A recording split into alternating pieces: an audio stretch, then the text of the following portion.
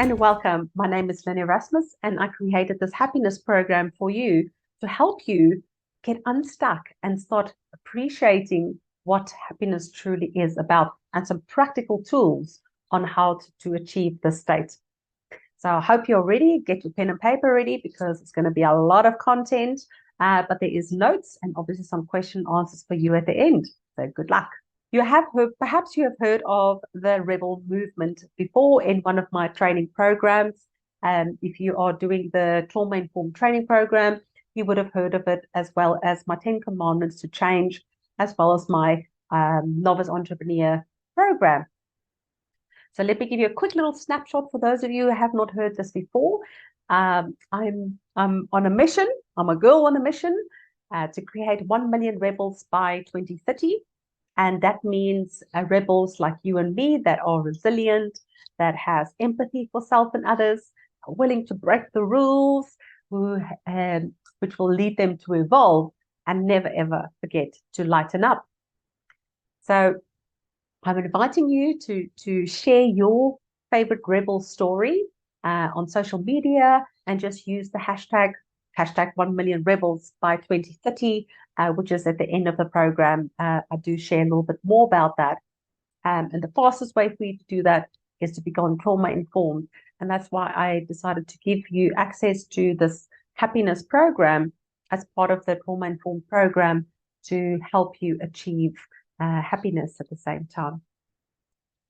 We've got 4 different kinds of hormones that run through our bodies, as the dopamine, serotonin, oxytocin, and endorphins. So let's find out how this can help you. The first one is dopamine. Now, dopamine is a neurotransmitter that is referred to as that rewarding chemical. It is responsible for your reward and pleasure system in the brain. It regulates motivation and satisfaction and plays a role in the motor control. Now, there's some helpful natural ways to increase your dopamine, and that is by exercising. Yes, even probably about 10 minutes a day, 5 minutes a day, maybe twice a day, 5-minute sets. Any little bit of exercise can help to increase that dopamine. You feel good immediately. Achieving goals. I'll explain that in a second. Good sleep, essential.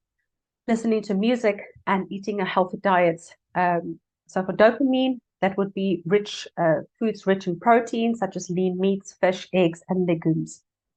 Now, the reward chemical, when we talk about motivation, I like to bring back this story of my teenage boy.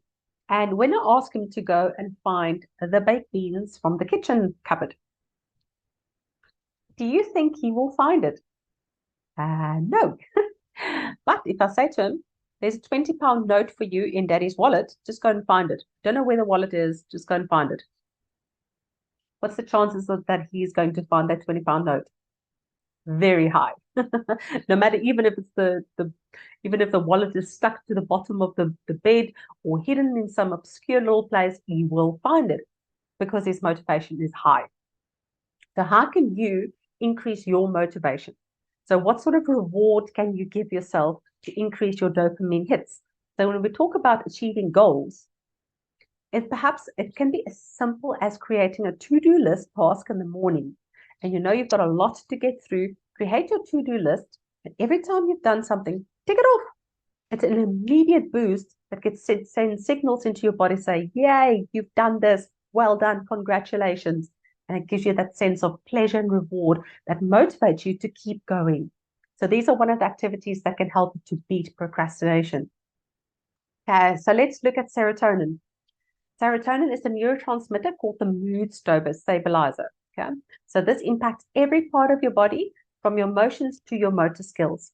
It regulates mood, anxiety, and happiness. It influences your sleep, digestion, and appetite, and it plays a role in the cognitive functions like memory and learning. Now, natural ways to increase serotonin: beautiful sunlight exposure. Vitamin D can do a little bit of a trick for you. Positive thoughts, having a massage. It creates a sense of calm and ease within the body.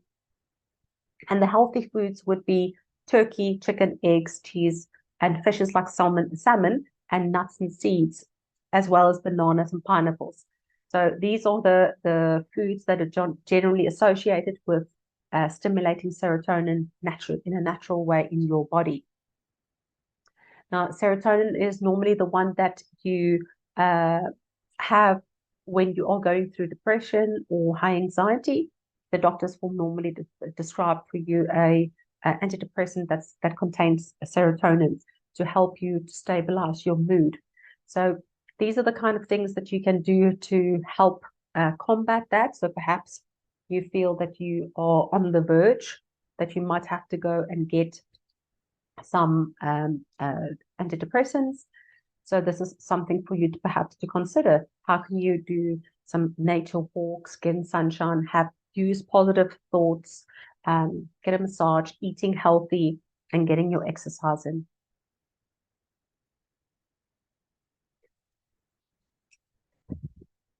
Oxytocin is my favorite.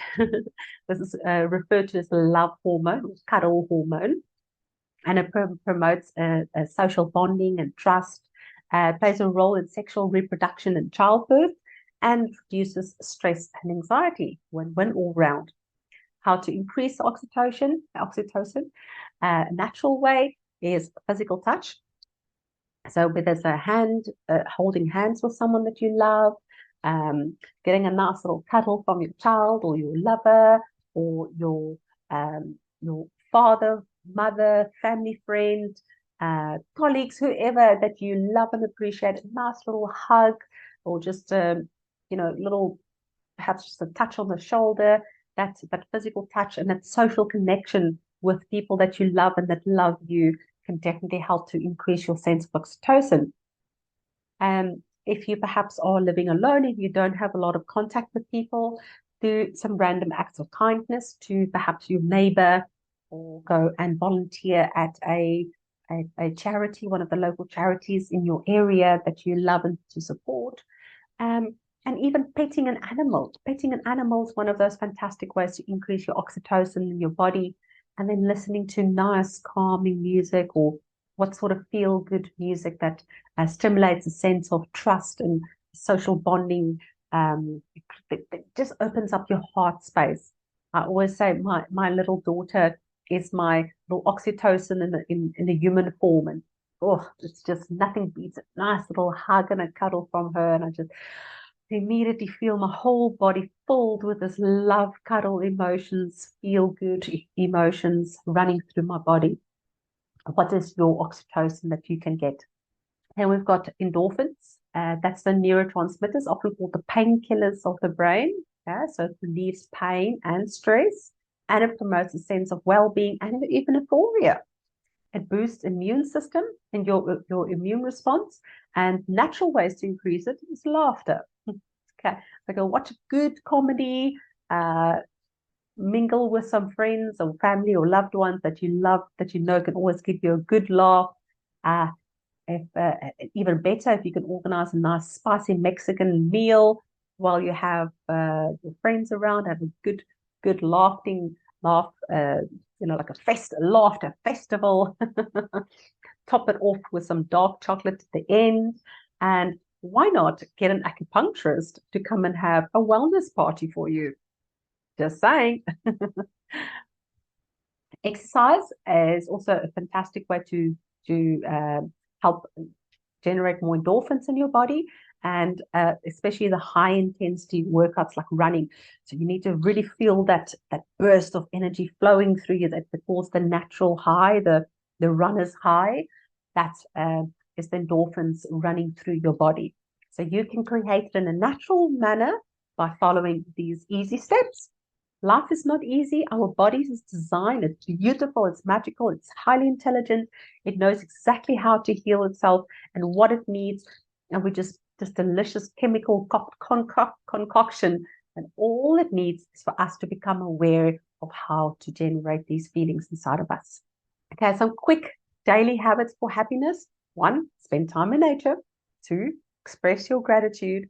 And 3, spend time with loved ones. Okay.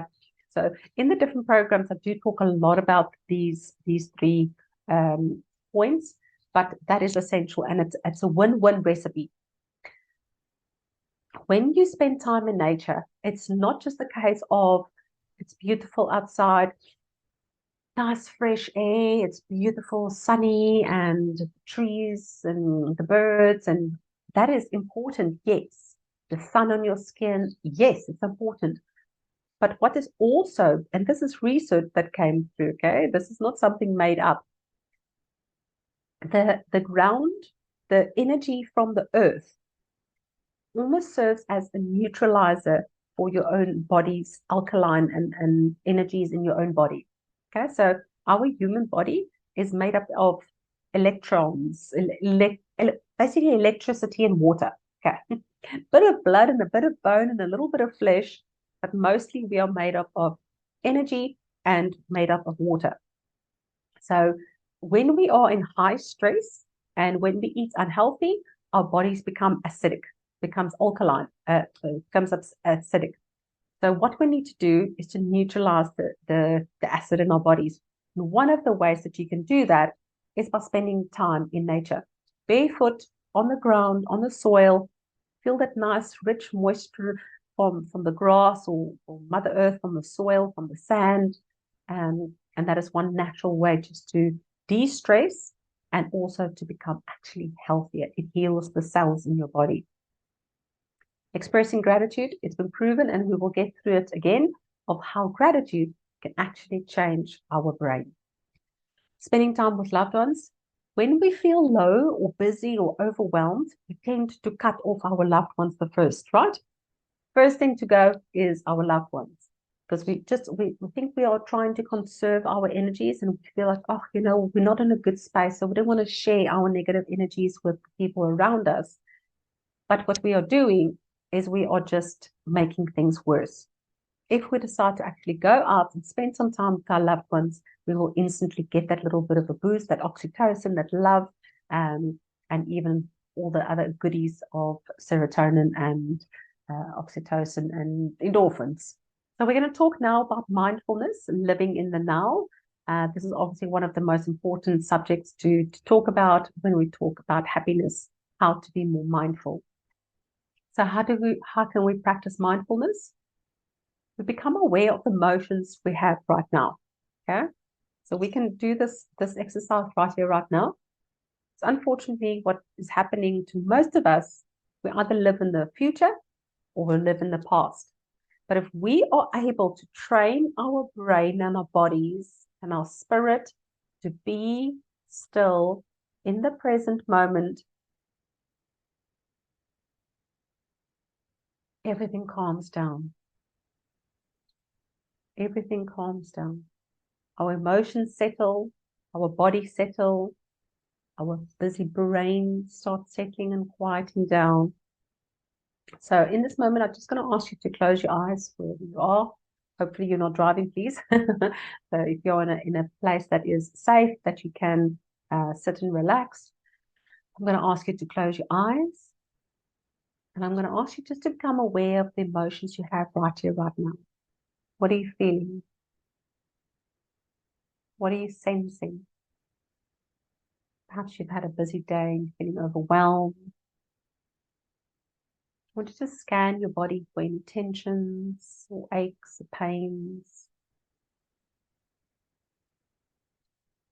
Then I'm going to ask you to breathe space into that area. All those little spaces in perhaps your shoulders feel tight, your stomach feels clenched. Just breathe space into that area. Perhaps your heart's feeling a bit sore. Just breathe an extra beautiful breath into that space. It's almost like pushing out the pains, pushing out the worries, pushing out the doubts, pushing out the fears. And just filling your whole body with this beautiful oxygen, this cool air. And as you do, I want you to put your hand on your belly. I want you to take a nice big belly breath in. Just feel your belly rise, your chest fill up, your heart. Feel your whole body expanding. And a nice big exhale.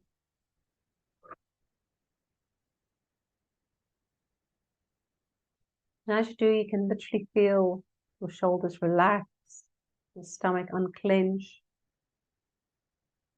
all the muscles that's been feeling tight, just feeling soft, more gentle. And in this state of mindfulness in the present moment, I want to take note of 5 things that you can hear, you can touch, you can smell, you can taste. And you can open your eyes and look for something that you can see. Those 5 senses. Do you feel how good it feels just to be calm, to be centered, to be in the moment? Yeah. And this is what you can do as many times as you need to. Do it as many times as you need to so that you can help yourself to remind yourself to stay in the present moment, to be here, right now. Not tomorrow. Tomorrow is tomorrow's problem. Not an hour's time. Right here, right now. Not yesterday, 5 hours ago. Right here, right now. Make this a practice. Make this a ritual. Make your life sacred, right? You're creating new habits so that you can become unstoppable. This is an exercise I also teach in the trauma-informed program. It's called mindful breathing technique. You breathe in. So the idea behind it is to, whatever you do, if you don't want to hold your breath for 7 seconds or hold your breath at all, I like to do it, and a lot of people do. Not everyone likes doing it. Just make sure that the amount that you inhale, you need to double it for the exhale. So if you count your breath while you're breathing in, and it counts to 5 seconds, then you need to exhale to the count of 10 seconds. Okay? I want to ask you now to count in as you take a nice deep breath in. 1.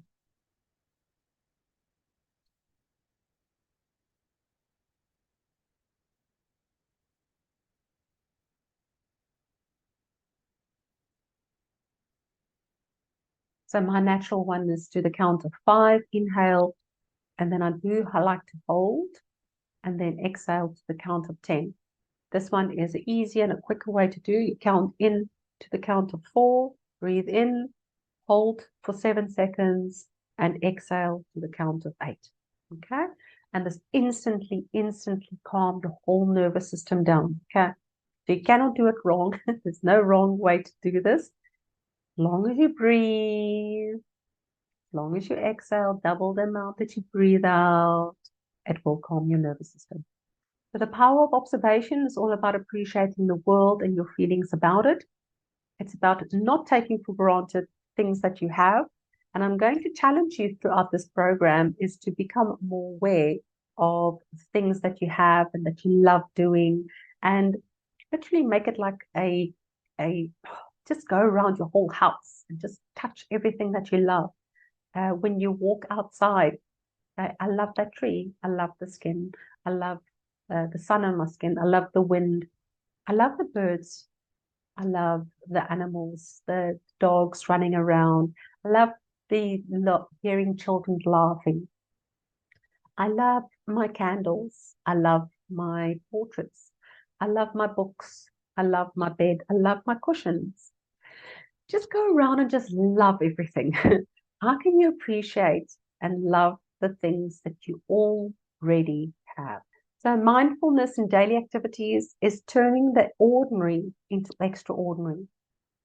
Once you started doing this daily practice of looking at the ordinary things, then it will become extraordinary because you'll have a deeper sense of appreciation for it. And I have a saying that says happiness lies in the everyday, most mundane moments. You just need to look for it. We all seem to look for happiness in all the wrong places or things or people or items or time. But happiness really, truly is in the everyday, most mundane moments. It's under our noses. It's the people that we already have. It's with the things that we already have. It's just learning to see the ordinary and then turning that into the extraordinary. Okay, I'm a bit of a freak when it comes to superhuman. Anything that can superpower and supercharge my personality, my brain. I love productivity hacks to increase my time. I always feel one of those people that never have enough time. So I try to be as productive as possible. And I've got so many tricks and tips on how to be more productive. But this simple 7 habit stacking techniques before tea is a game changer. Okay. So you don't have to start with anything extraordinary or massive or big. You can just start with these 7 or just choose 3. Just to choose any 3 that you like, yeah, and do that before you have your first cup of coffee or your first cup of tea. Okay. So the first thing you do when you wake up is become aware that you are awake. Okay. Simple as that. Nothing spectacular about it. Just before you open your eyes, before you do anything, you lie in bed and you become aware. I am awake. And I want you to almost drift back into that space of that subconscious hum, that thickness, that cloudiness. I want you to try and stay in there for a few minutes longer. And while you are there, I want you to scan your subconscious mind for messages. Just open yourself to your infinite wisdom and ask your higher being or guides or yourself or whatever you believe in for the message that you need to hear for today. Perhaps you've asked a question the night before. That's a very good trick that you can do. If you've got a troubling situation, ask your subconscious mind the night before, I have an issue, I've got a challenge, I don't know what I should do. Can you please give me an answer? And you can do it forever. Don't forever. Well, do it for a couple of nights. Don't like wake up and say, oh, there's no messages. Think of your dreams. Did your dreams try and tell you something? Was there a message that dropped in your head? Was there a thought or a person that dropped in your mind? Was there a song that played in your mind? Think of all these little messages that are picking up on your mind and you utilize that. Okay. And once you've done that, I do like to set an intention for my day. I do a visualization of what I would like my day to be like. And it just helps to set the tone for a beautiful day. Then once I'm done with that, I drink a glass of water and then search for a guided meditation, or I just do a breathing technique on the app. But that glass of water is very important to get the toxins flushed out of your body. When you finish with that, start your gratitude journal and then set your positive intention before you get up. So gratitude journal just take stock of all the things that you're grateful for. You can even do a little journal of how you feel, how you slept, what your dreams were, whatever you want to journal about. I do advise to do the same ritual again just before bedtime. It really helps to have much deeper sense of sleep. Then while I boil my kettle, I do a gentle tapping exercise, and you can get so many different exercises on different channels. I will definitely get you one in the recording and under resources for you to look at the same time. There's another Satguru exercise, which is a full body stretch.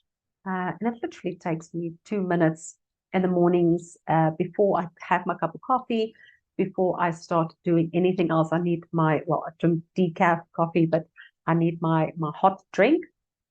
And then I start my day, whether it's exercise or a more meditation or start my work, doesn't matter. But that's just a few habits that you can use or lose, adapt or adopt, whatever you want to do. I don't know if you've ever heard of Rumi, but I absolutely love Rumi and Rumi's wisdom. And he's got this beautiful metaphor of imagining that your mind is a guest house. Okay, so with all these emotions that are simply visitors who drop by every day. Okay, so oftentimes they come unannounced and unpredictable, and each one, whether it's sorrow or anger, deserves a welcome. So what that means is, if you are okay, so imagine you're running a guest house. This is your mind. An emotion of anger comes in. Now, what happens to most of us? We repress it and push it away. So, no, you're not welcome. Anger is not welcome yet. Now, what Rumi is saying is welcome it into your body. It's a guest house. It might not stay with you in the main bedroom or in the lounge or in the kitchen. Perhaps you've got a west wing. You've got a west wing for anger and sadness and despair and all the heavy emotions. Perhaps they reside at the back end, maybe even in the garage. You welcome them in, give them a warm hug. So I acknowledge you, I feel you, go to the garage, and go to live in the west wing. You understand? It's about there's a saying that says, what you resist will persist. So the more you push away these heavy emotions, the more they will keep coming back to you. But if you open them with welcome arms to say, I feel you, I acknowledge you, I love you, I let you go, then it will make space for growth, resilience, and a deeper understanding for self and others. We are now going to delve a little bit more into gratitude, where we use it every day, and how we can start seeing the extraordinary through this practice. So what is gratitude? It's finding things to be thankful for, even on bad days. Okay? It's nothing complicated. Life is not complicated. We make it complicated. Gratitude is simply being thankful for what we have during the storm and after the storm. Now, being a journalist at heart, I love me some facts. So I love the neurobiological impact of gratitude, of grounding, of all these things that we study and learn. That's been proven. Okay, there's facts and statistics out there. There's research being done on this to prove this. Okay, so there was a neuroimaging study that has shown that practicing gratitude can activate regions of the brain that is associated with dopamine and serotonin, those feel-good hormones I spoke about earlier. Okay, so practicing gratitude on a daily basis activates more dopamine, more serotonin, all these feel-good hormones. Okay, it's proven. Another study on neural image found that gratitude practices lead to structural changes in the brain. Okay, so this improves the cognitive functions related to empathy, social cognition, and moral judgment. That's insane. Gratitude change the structure in your brain. Okay, so I hope some of you have seen what a brain looks like. I will share in the resource section what a brain looks like. But most brains got, every brain has got ridges. Okay, so it's got little slits in between. Okay, now the neurons run between these slits. So these are the pathways that your thoughts have been creating in your brain, thanks to your values, your beliefs, your experiences, your upbringing, your traumas, your celebrations, your family, your friends, your environment, your everything, all these outside and inside changes and effects affect your brain and how you think. And these create different pathways in your brain.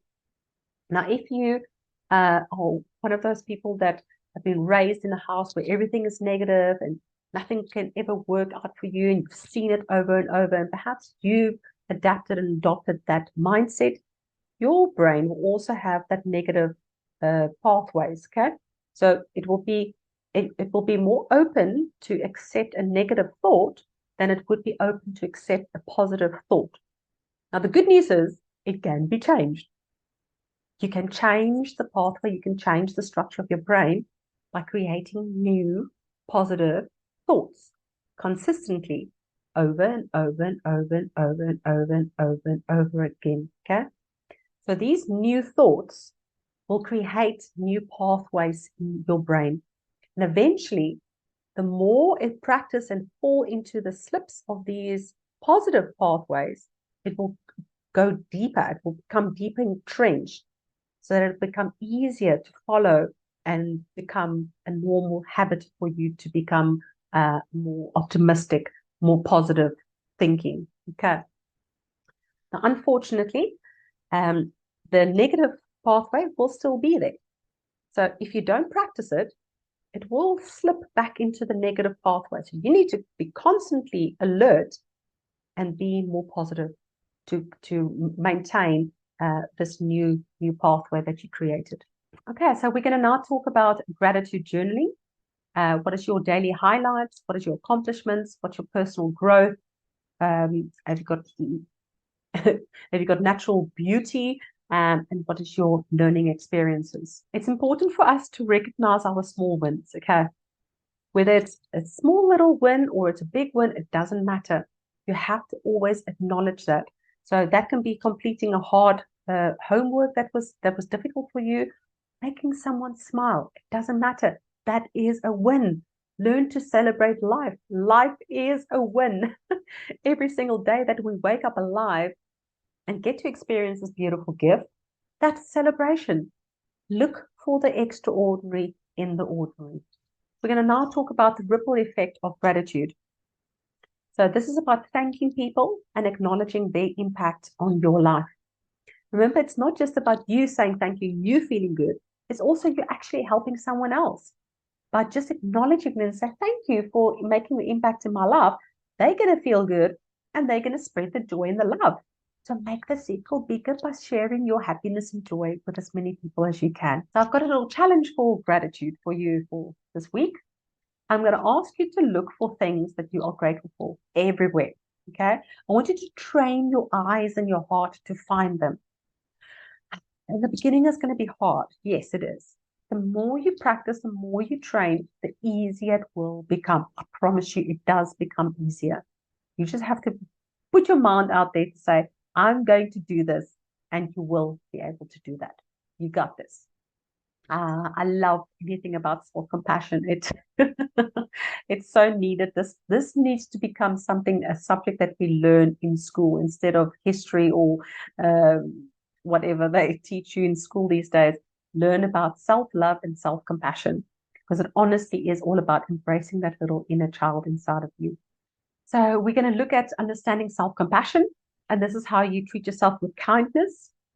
Be your own cheerleader and to say, this is the best I can do with the circumstances that I have, the resources that I have access to. Okay. So it's learning to say, you know what?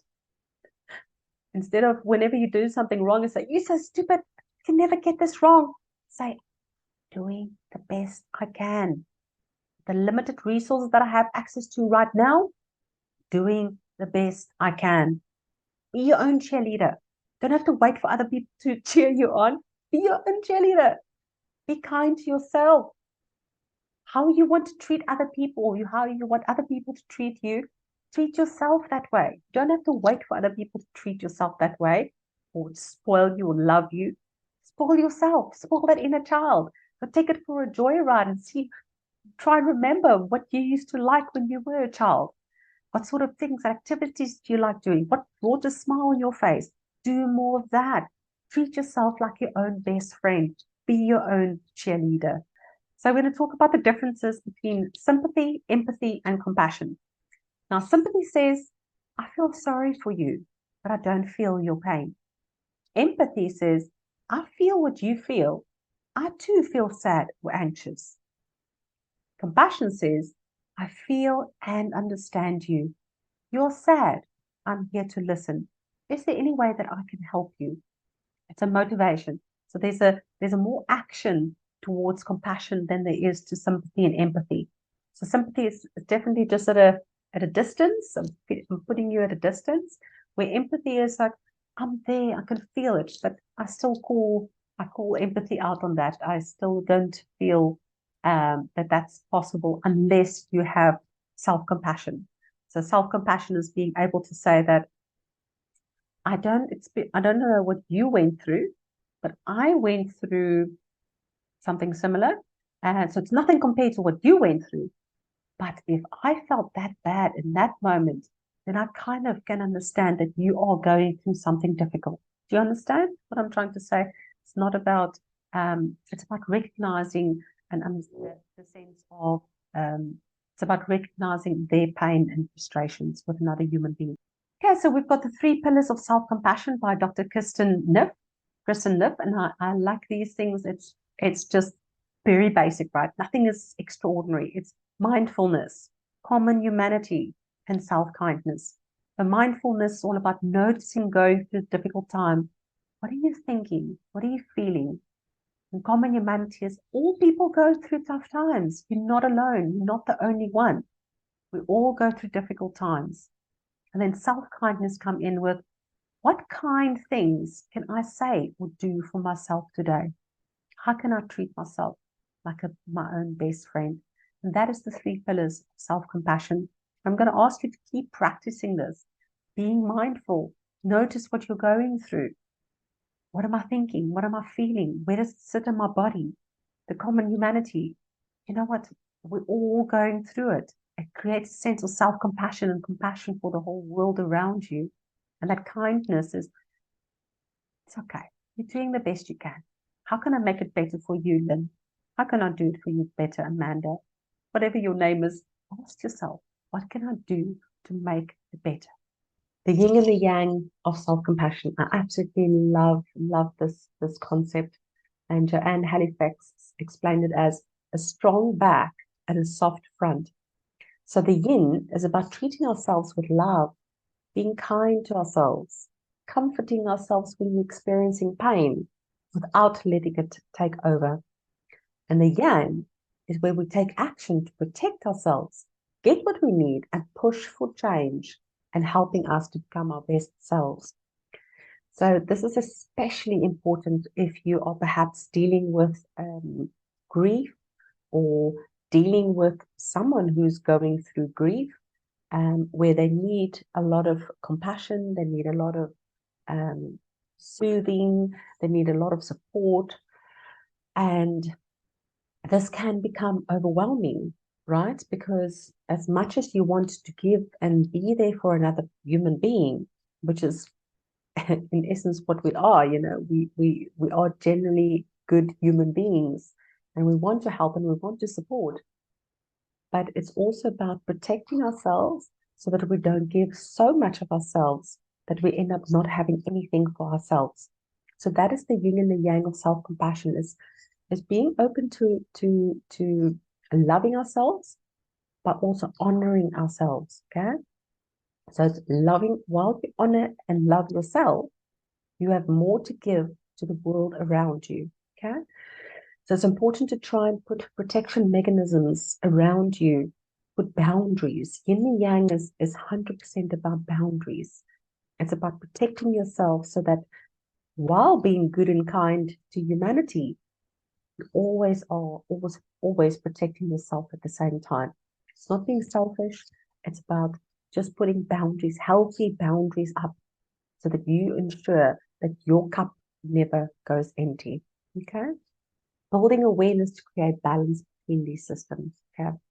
So we've got Dr. Paul Gilbert explains that it's the 3 emotion regulation systems. So the great one, the good one, is the soothing system. So this is where we manage stress and promote bonding. The emotions is contained, we feel safe, we feel deeply connected, and the brain releases oxytocin and even opiates, which is also. The threat system, on the other hand, is the better safe than sorry. The emotions that run through you is anger, fear, disgust, guilt, anxiety, and the brain releases a high amount of adrenaline and cortisol. And that is where we get into the stress response, right? Now, the drive response is the incentive focus. Okay, it's emotion. We want to pursue, we want to achieve. It's about excitement and ambition. And this is where dopamine gets released. So it's about regulating these 3 systems and being aware of these different emotions that we are going through so that we can balance them out. Okay. So the threat system is also needed because you need to be able to protect yourself. You need to be able to be wary of any dangers coming in. So adrenaline and cortisol is released and needed in your body. Those emotions of anger, fear, anxiety will come up to protect you. Okay, that's the only purpose it has. Now, when that happens, this is perhaps when you go into the soothing mode. So this is when you manage your stress, create bonding, create a space where you feel safe, meditate, reach out to a connection, reach out to a loved one, someone that is there to support you. Get that hug, get that oxytocin release. And then once you're in that soothing state, you can get back into the driving system. So that's when you're like, okay, right, I'm feeling safe. I know I don't want to feel fear and anxiety. I want to have action. I need to achieve my goals. Oh, sorry, see a spelling error there. This is where dopamine gets released in your body. Okay. Ooh, self-criticism. I think we're rather an expert in this. No one judges ourselves worse or half as bad as we do ourselves. And the challenge here is about challenging the negative thought with a positive truth. Okay. So this is especially useful, especially after the last slide of working through that 3 systems of balance. How can you balance your emotions? It's becoming aware, right? So become aware of the negative thoughts that come into your mind and then switch it out with positive truth. Because not every single thought that we think is true, right? We have about 70,000 thoughts a day. And up to 80% of them is the same old thought over and over and over and on repeat. So it's not the same. It's not true just because you have the same thought over and over. It's just a thought, and a thought can be changed. So how can you change your thoughts? Now, the inner critic, this is the one that creates and upholds negative beliefs about ourselves. We repeatedly tell ourselves, you're not good enough. You're not strong enough. You're not pretty enough. You're not educated enough. You're not big enough. You're too old. You're too young. Whatever your not enough is. And this can prevent you from feeling happy, safe, and even at peace with yourself. The inner critic, again, it's just, remember that house in Rumi? Welcome it as a friend. It's just a critique. So I've got a coaching program, and we've got the teacher, we've got the judge, and we've got the child. And when this comes up, the judge is the critic. Okay, so that's how inner critic will just always judge everyone. This is why self-compassion is so important. Because when you're able to have self-compassion, you're able to be non-judgmental. And this is where the teacher comes in almost the mediator. So remember those 3 slides, the balance. How can you become self-aware to become the teacher to keep the balance between your child, your inner child, that is always the one that feels a bit hurt, feeling angry, feeling sad. And it's not about pushing your inner child away. The opposite. It's about bringing your inner child out so that he or she can come and play and experience this life from a child's perspective, from that place of curiosity, and anything is possible, right? And the teacher is the balance that balance these 2 extremes of us, the hurt inner child and the judge, the critique, who says, you're not good enough. So the inner coach, the teacher, this is the one that pushes back against your inner critic. It helps your brain to learn to think more positively, and it acts as your personal cheerleader. It can help you to show self-compassion and teaches you to be your own best friend.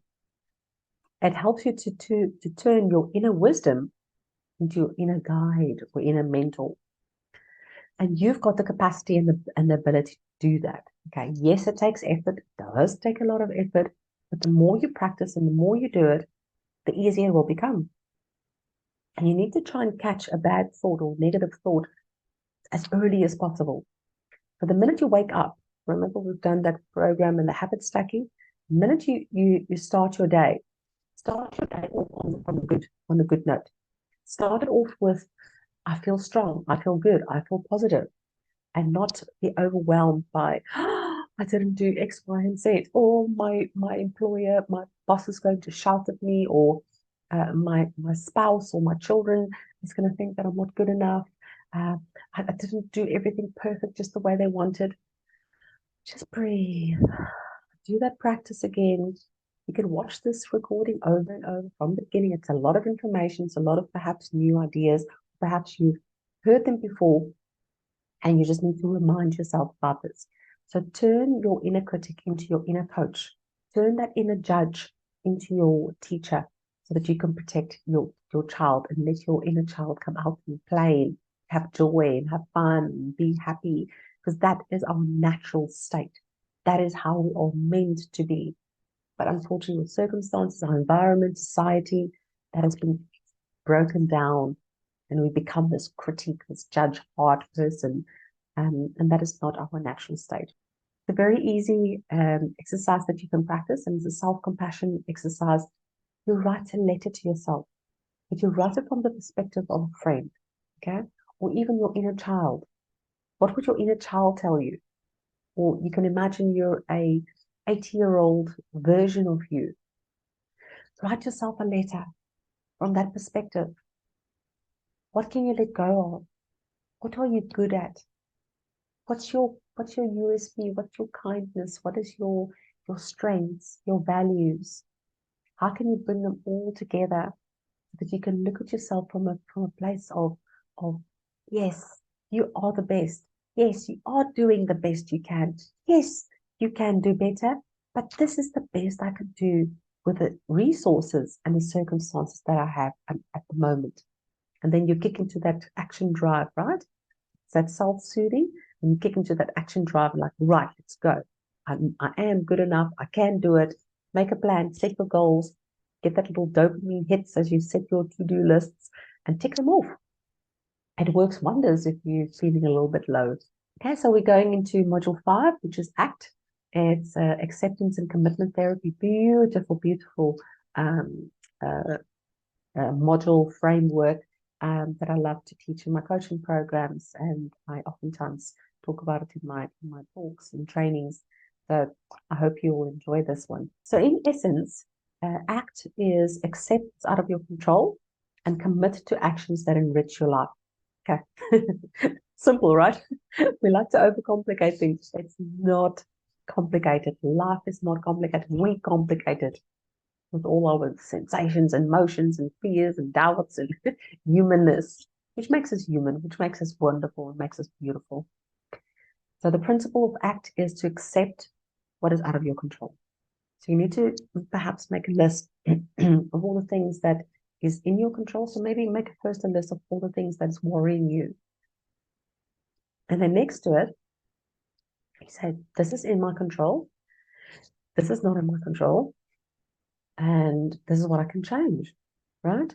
Okay, so there's I read this book from Dr. Gabor Mate, The Hungry Ghosts, something, sorry, I can't remember the proper title now. And he explains about one of his mentors that explained this principle to him. And I love this. She said there's 3 kinds of problems that we have, that we go through in life. The first problem is our own problem, okay? So this is something that we can do. We can do something about it. That's our problem. It's in our control, okay? Then we've got God's problem, the universe problem. So that is, it's out of anyone's control. We don't know whether it's going to be rain or storm, or we don't know if we're going to have to move house, if we're going to lose our job because of the political environment. So there's a lot of things that is out of our control. That is God's control. And what she says there is, leave it to God. Leave it to the universe. Don't go and take it over and say, oh, I need to go and make sure that X, Y, and Z is in place. So if you see a storm coming, oh, we need to be aware. Let's start planning about where we're going to move next, because there's going to be a hurricane and we won't be able to live in this house anymore. Let's start making plans. That's not your problem. That's God's problem. That's the universe problem. Breathe and let that go and let them sort it. Ask the universe, ask God to sort it out for you. So that's your problem. You go sort that out. It's hard, right? It takes practice. And then the third one, which I think we're all guilty of, that's unfortunately one of the biggest causes of our stress and anxiety, is other people's problems. Ah, goodness gracious, I think we can carry on and on about this. We are not responsible for other people's problems. The minute we start interfering and start to help them and sort out their problems, big problems come. Big problems. I use an example with my husband. So I'm a natural problem solver. I love solving problems and I want to solve everyone's problems. Now, the first few years of our marriage, I always wanted to just solve the problems. If he comes with any sort of problem, I'm like, oh, I'm going to sort that out. Oh, I'm going to sort that out. But he's got his own way of doing things, right? We are two complete opposite people. So my solution is not always his solution. And his solution is not always my solution. I want to take it over. It's my problem because it's his problem. So I want to make it my problem. Then I go and stick my nose into his problem and try to sort it. And it just makes everything worse. The best thing you can do, deep breath, take a step back, exhale and say, you sort your problems out. It's not my problem. It's your problem. If you need help, I will help you with it. But otherwise, I'm going to leave you. It's your problem. You go sort it out. Okay? Little challenge for you. So this will help you to cut it. So think of it as like decluttering. Think of the things that's in your control. It's just you. Just think of the things that you can control right here, right now, and change that. So that's the next one. Commit to actions that will enrich your life. So commit to actions that will actively change the things that need to change, that is in your control. So you first accept it, and then you commit to changing it. Okay, so this is one of the principles of the ACT. Got an acronym for it, FEAR, to help you remember. So this is where the fusion of thoughts, evaluate experiences, avoid experiences, and the reason giving for behaviors. Here's a beautiful bulldog sitting there feeling very fearful, watching the world go around. Okay, so fusion with your thoughts. This means you're so entangled with your thoughts that you accept them as absolute truth. Okay, remember what I said earlier? Just because you thought you had a thought doesn't mean it's true. Okay, it's just a thought. You get so entangled with your thoughts, you accept them because you've had it every day. Every day you keep thinking it over and over. You fuse it into your brain, into your neurons. This is where, for an example, we use here, so I'm a failure. And you believe in it completely without questioning its validity. So how can you start challenging your assumptions, your truths, your rules? Remember I spoke about the rebel framework. How can you break those rules? How can you break those old limiting beliefs and thoughts that's been keeping you stuck and behind? How can you differentiate from them, separate from them? It's just a thought. Just because I had a thought doesn't mean it's true. Okay, and also I have some lovely examples coming up how you can do that. The next one is evaluation of experience. So this is constantly judging and labeling your experience as either good or bad. Okay, so the example we use here is you're feeling anxious and you immediately decide that this anxiety is a sign of weakness. Why does it have to be good or bad? Why do we have to evaluate every single experience that we have? Sometimes it's just an experience. Sometimes it's just a thought. It's just a thought that created a bit of chemicals released in your body, and you felt anxious or you felt fearful. Doesn't mean it's true. You don't have to evaluate everything. You don't have to fuse your thoughts and evaluate every single thought. So avoidance of experience, this is where we try to avoid or escape from uncomfortable thoughts, feelings, or situations. So you avoid social events because you fear feeling anxious. Okay. So we end up putting ourselves in a worse situation because we think we are doing a good thing. We think we are avoiding the things that is causing us stress and concern, but we're actually just making it worse. And I don't know if you can remember perhaps a time like this when you just felt low. You just like, I don't want to see people. I'm just feeling sad, and I'm just gonna go and make everyone else sad. And then someone would say, no, come, come, come. You said you're gonna go. Let's go. And you get dressed and you go to this event. And then afterwards, you're like, oh man, I feel so much better. Why did I not want to go? You need that connection. You need that human interaction, that change. It also gives you a time to step away and stop wallowing in your thoughts, so that you can break away from it for a bit, so you can have fresh perspective when you come back. By the time you come back from that lovely outing or family visit or going to a social event, you come back and say, oh, that was lovely. I met so many lovely people and made some new friends or new contacts or whatever that is, and you feel good. What was I even anxious about? I can't even remember. And then the R for fear is reason giving for your behavior. So this is where you justify your actions with excuses rather than taking responsibility. So this is saying, I can't change because it's too difficult, instead of just acknowledging your ability to make the changes. Okay. So that is, this is a big one.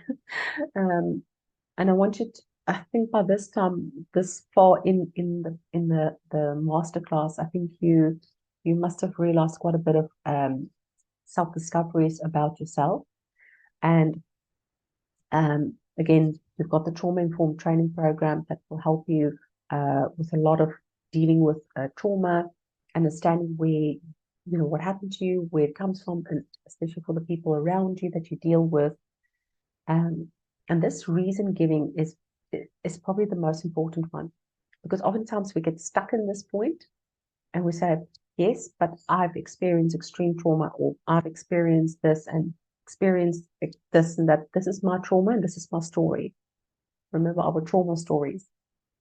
So trauma informed is not about justifying your actions with excuses. Okay. It's about taking responsibility. And the same with the happiness, it's your responsibility, no one else's. No one else can do this for you but you. No one else, just you. And excuses is easy. Listen, I'm speaking from experience here. Okay, so I know exactly what you're perhaps going through. Maybe not exactly what you to your point, but there's been hundreds, if not thousands, of times when I had this exact experience. I justified my actions with excuses rather than taking responsibility. And it did not help me. It made me feel a little bit more justified. So it gave me an out to being a hole, to put it nicely. So don't be that person, okay? You need to take responsibility for your actions. So we hear it all the time from young people, even older people, people who go through big changes in their lives, who experience trauma. Um, it doesn't matter. We all do that. We all do it. We all quite stuck, and we fight for our limitations. We fight for the reason why we can't move forward, because change is so hard. Change is hard, but not if you've got all these tools. You've done the trauma-informed program. You've done this happiness program. There's another 10 Commandments program that you can do on coaching yourself as a self-coaching program.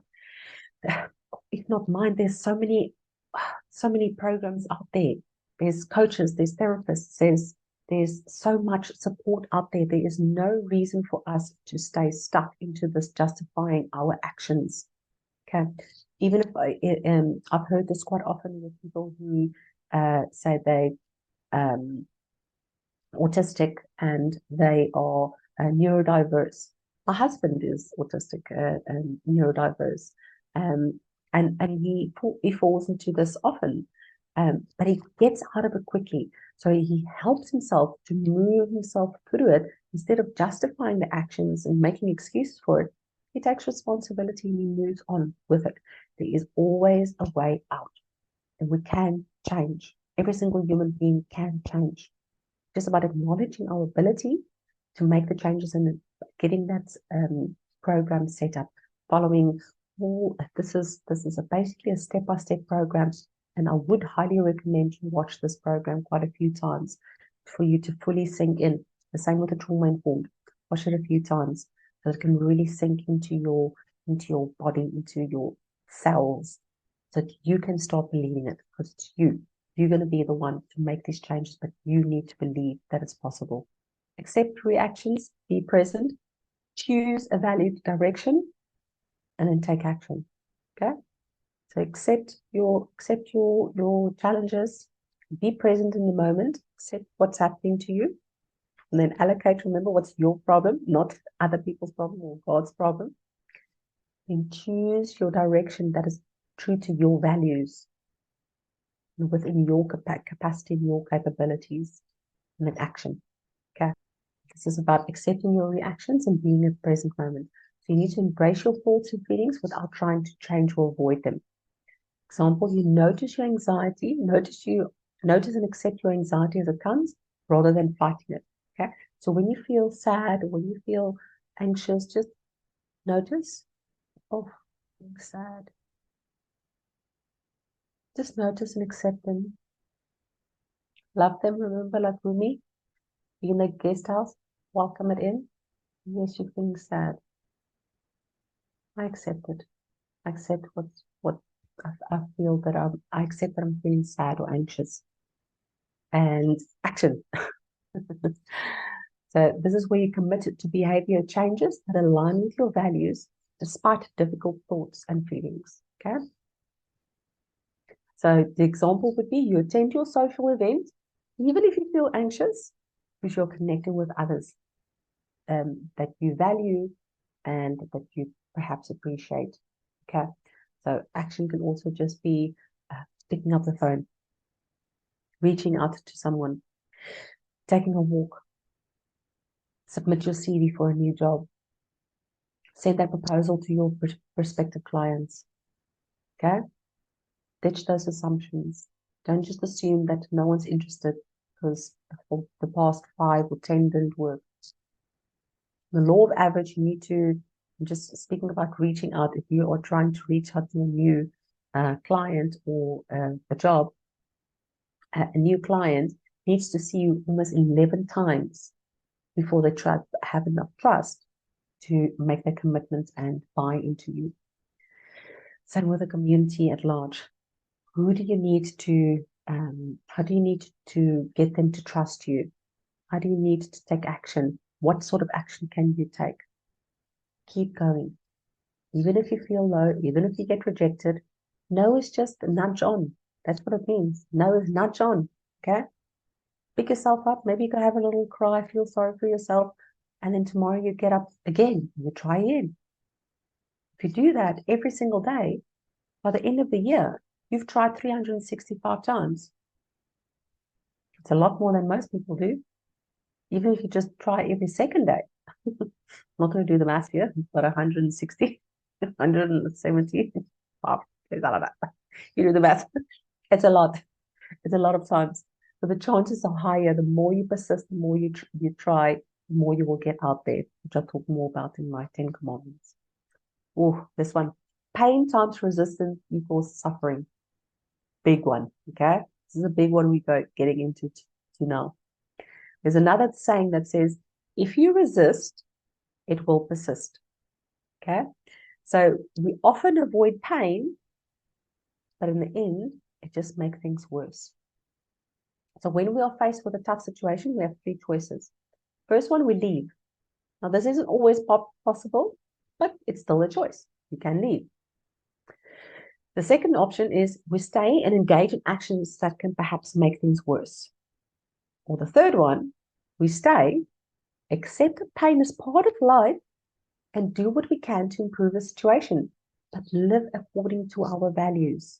Live according to our boundaries that we've created. Remember that yin, the yang, okay? So I want you to now think about all the things that you've been resisting. Perhaps you've been resisting to ask for that promotion, or reaching out to new contacts or reaching out to loved ones because you feel lonely and you don't want to make it their suffering. The more you resist it, the more lonely you're going to become, the more painful it will become, the more it will persist. Okay? So think of all the things that you are resisting, all the changes, big changes you're resisting. You might find they will keep coming up in different forms in your life because they will be persistently coming back to you, whatever you resist. The pain, something that's painful that you resist, equals more suffering. Okay? The only way to break through that is accepting. Accept that pain is part of life. Life is not about rainbows and sunshine 24 hours a day, 7 days a week, 365 days a year. We will get bad times. We will get challenges. It's how we move through it. How do we accept that part of us? Remember our values. Remember all the tools that you've been given throughout this program, and then move forward. Okay, discovering your values. Find out what matters the most to you, and then set the stage for meaningful adventures. I love values. I've been talking about values for, I don't know, forever. It's just such an important part of who we are, and a lot of people do not understand what this is. So this is important for us to try and understand what is important to us, and then working out our value sets and then staying true to them. You can even have them on like your business card or on a postcard note, whatever you want to put out there for yourself to remind yourself, these are my top 3 values. And make sure that you're always in alignment with these 3 values. I have a extra, in the resource section, there's a little booklet that I talk you through how to work out your values. So you've got your life and relationships. You've got business or education, and you've got hobbies and pleasure. Okay? So 3 kinds of value sets that you have. So do you value work more? In the resource section, I've got a little booklet in there for you to help you work out your value sets. So please help yourself to that, and it will help you to create this set of values for yourself to keep close to heart, so you always know what to do when you go forward. Okay, so we get into some practice that you can practice right now. So the first one is wake up. Okay, so that means switch from autopilot to notice your current experience. It's the right here, right now moment. It's being present in this very moment. Okay, most of us live either in the future or in the past. The right here, right now is the only moment that we can change. Right here, right now. Not in the future, not in the past. The right here, right now. We're so busy that we never have time to even think that we are actually sitting here in this very moment, watching this recording. We're just unaware. So the first thing that you need to do is wake up.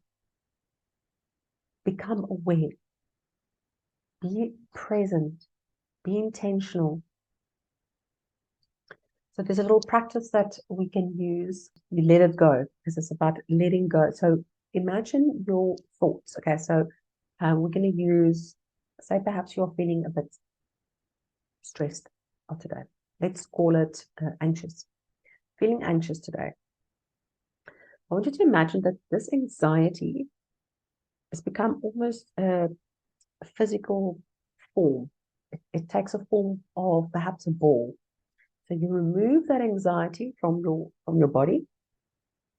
You place it on a leaf or a boat or whatever you want to do. Just let it go.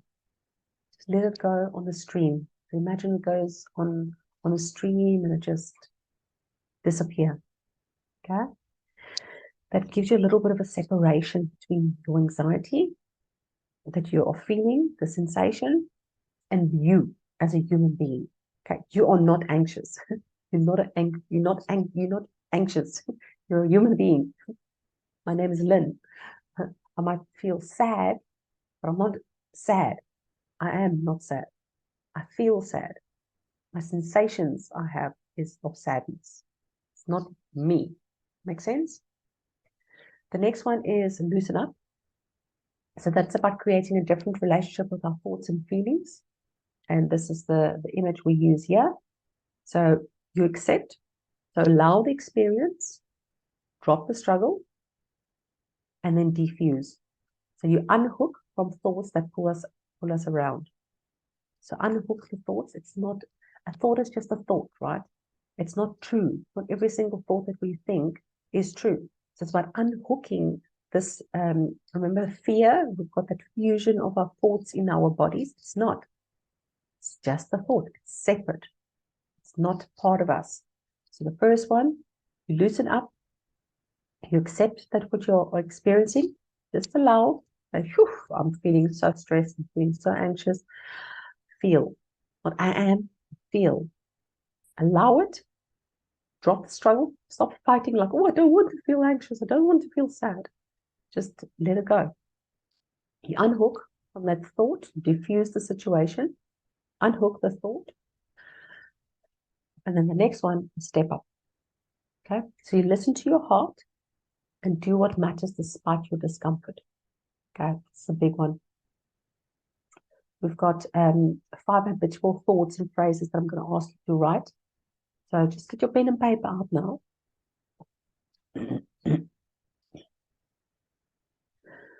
I want you to write 5 things that you hear or find yourself say oftentimes to yourself. So that can be something like, oh, I'm not good enough. I'm a failure. I'm not smart enough. I'm not that smart. I'm quite stupid sometimes. I do stupid things. I drop balls. I drop things. I bump into people. I'm quite clumsy.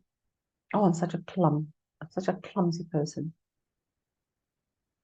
So all those little negative thoughts and phrases that you use for yourself, write them down. Okay? Sometimes it might get a little bit emotional. It was very emotional for me the first time I did this. I was quite shocked by how I berated myself, how ugly I was to myself. I didn't realize that. Once you write it out and you see it on a piece of paper, you're like, wow, I said that. Why? It's not true. Okay. So once it's outside of you, you can look at it from a different perspective. So just do this little exercise, pause for a second, and then carry on once you are done. Okay, here's another little example for you. I'm going to use this. I don't have a book in front of me, but so you can grab a book or a piece of paper or whatever you have. And I want you now to cover your eyes. Okay, so you cover your eyes, and then tell me what you see. Because you're probably going to see the paper or the book in front of you. Okay, so you can't see anything else but this paper in front of you. Now I want you to just let it go a little bit in front of you. So I'm going to do it like that. So I can still see the paper, but I can see the walls and I can see the computer as well. And I can see a lot. I can see quite a bit. And then I put it much further ahead of me. And I can see even more. And now I'm going to put it down. There it is. I can still see my problem. I can still see my anxiety or my sadness. It's not in my hands. Separate. Does it make sense? Keep doing it until it settles, until it snaps into your body. So you need to, there's going to be a little shift that's going to take place. So you're going to say, here's my anxiety. Here's my problem. I'm not good enough. What do I see? I'm not good enough, but I can see something else. I am actually good enough. A little further. Okay, I'm still not good enough, but I'm actually also clever. I work hard. I'm kind. You can see other things. You put it down. Say, yeah, there's the one. I'm not good enough. I can still see you, but I can see a whole lot more. And now my hands are free too. Okay, so now my hands are also free to do whatever I want to do. So it gives me more freedom, it gives me more autonomy. I can still watch it, I can still see it, but it's outside of me. It's not here. It's not in my face. It's not part of me. Okay, separate. It's outside of me. Okay. So I want you just for a second to see how that feels, and then journal a bit about what this experience did for you. How did this feel for you in your body? How did that sense of separation feel for you? Now, being a journalist at trade, I love stories. So anything stories writing, I love that. So whether you like stories or not, I want you to do this practice because it's a really good exercise to help you. Also, again, it's just a separation of the story. Okay, for this trauma story. So you've written those 5 phrases down that you always say to yourself, or thoughts that you always have about yourself, the negative ones. Now I want you to turn the paper over and write this label in the middle, such as I'm not good enough. Okay. So but one of your phrases might be I'm not good enough. Now in front of it, you put the, and at the end of that phrase, you put story. Okay. So now you read the I'm not good enough story. And at the top of the page, you write, here it is again. I recognize this. This is the I'm not good enough story. Okay. Review your phrases and keep going through rewriting all these labels that you've written, and now give them the I'm not young enough story, the I'm not smart enough story.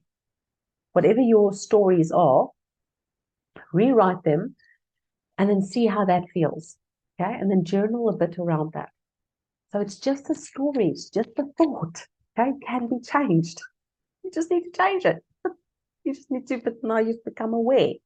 You've become aware, you created the story, and now you let it go. You can also put them back on the stream. Put them on the stream, just let it go.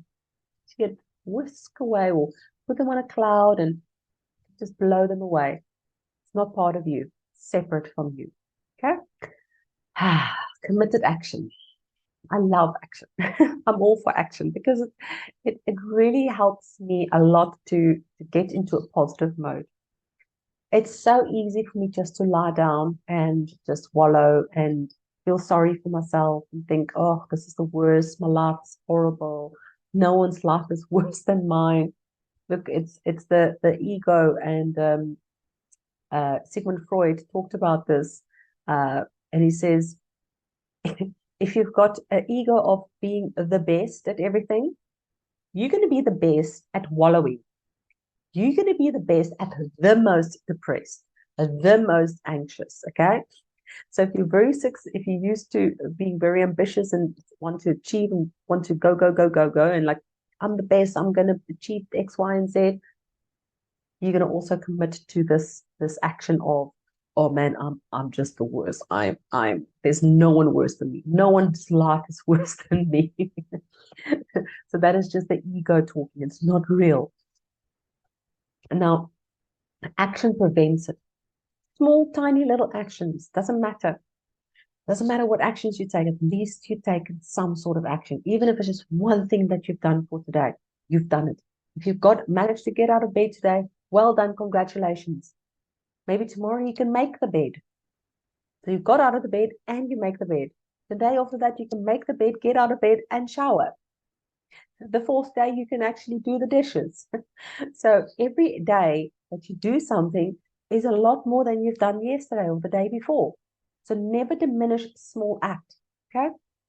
If you can get to that space where you feel you can create goals for yourself, create your goals based on your values. Okay, so look at that worksheet that I gave you about working out your value sets. You just need 3, your top 3. It can get a bit overwhelming if you've got more than that, but that's every person's different. Maybe you've got 1, maybe you've got 10, I don't know. Try and get down to like 3 to 5 values and make sure that your goals are in alignment with this. And I do share in that worksheet of how important that helped me, how much that helped me, and it helped my clients. I can see major changes in my clients when we work through this. So my one of my value sets is being playful. Okay.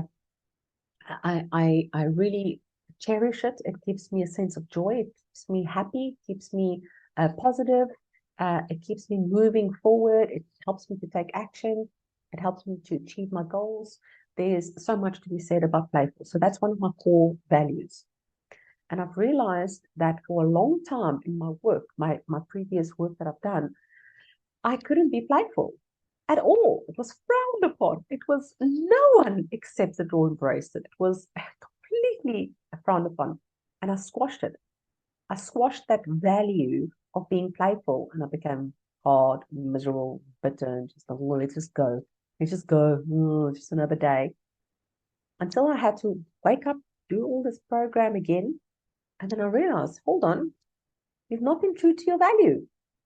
Your core value is being playful, but your work doesn't allow you to be playful. It's time for you to cut it off, end it, move away. Okay? And then being the hero of your own story. We are the heroes of our own stories, right? We are. It's just for you to accept it. You just need to embrace and accept this fact. It's not a make believe. You are the hero. And this is your story. So, how is the story going to be? You decide. Take back your power. Get this action going. You're a hero. And if you struggle with that, I've got a 10 Commandments program to help you work out your strengths. But there's a simple example that you can do. Look at someone that you admire. Who do you admire? And then mimic their traits. Be more like them to help you get to the level where you want to be, and then be you. Do you understand? Never forget about be you. That's the whole premise of Become Unstoppable. It's about being you. Sometimes you need a bit of inspiration. Sometimes you need a little bit of something to work towards that you can see. Because perhaps in your mind's eye, you can't see who you want to become. So you need to look at someone else. Say, you know what? I admire that person's values. I admire that person's action, or I admire how they live or behave or whatever. And you study them. And I speak in Korea, and I'm sure in other industries as well, we've got the understudy and um, the overstudy and understudy. So someone we admire and someone we train up. Okay. So in the beginning, you need to have someone that you work towards. Who can you work towards? What is your goals? So that you can become that hero of your own story. Okay, so module 6, this is all about mastering happiness. Now there are two dimensions of happiness and well-being. It's hedonic and eudaimonic. Okay, so the hedonic is pursuing pleasure.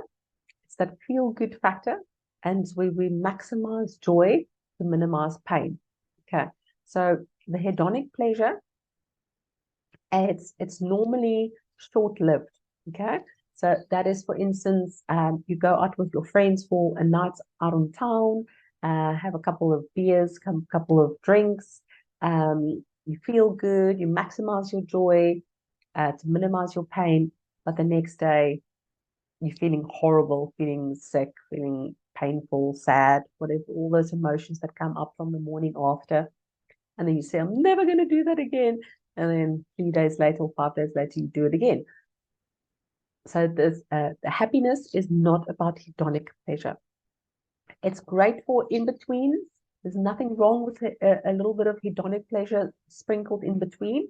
And we all need a nice little boost, whether it's going on a joy ride or having a glass of wine with your friends or go dancing, watching a funny movie. It doesn't matter. Okay. So it is important, but try not to base your happiness on this kind of hedonic pleasures. The one that gives us a longer lasting effect is the eudaimonic. Probably not pronouncing it right, but what it means is it gives you a sense of meaning. You use your strengths and you help others. Okay. So in my talks, I often talk about it's not about selling. You don't sell yourself. You don't sell your products. You serve. You serve your community. You serve your society by creating a meaningful exchange. You provide meaning to the world. So there must be some sort of, if you're not there, then there's some sort of meaning has been lost. You use your strengths. If you understand your strengths and you use it, you're automatically in the happy zone. Unfortunately, most of us don't know what our strengths are. We think that because we have a talent or a skill, that or knowledge, that is our strengths. It's not. That's why we've got the bad managers or the bad leaders. Oftentimes, they put a manager in a leadership position or a leader in a management position, and the two don't crash. They're not using their maximized strengths to push themselves forward and grow.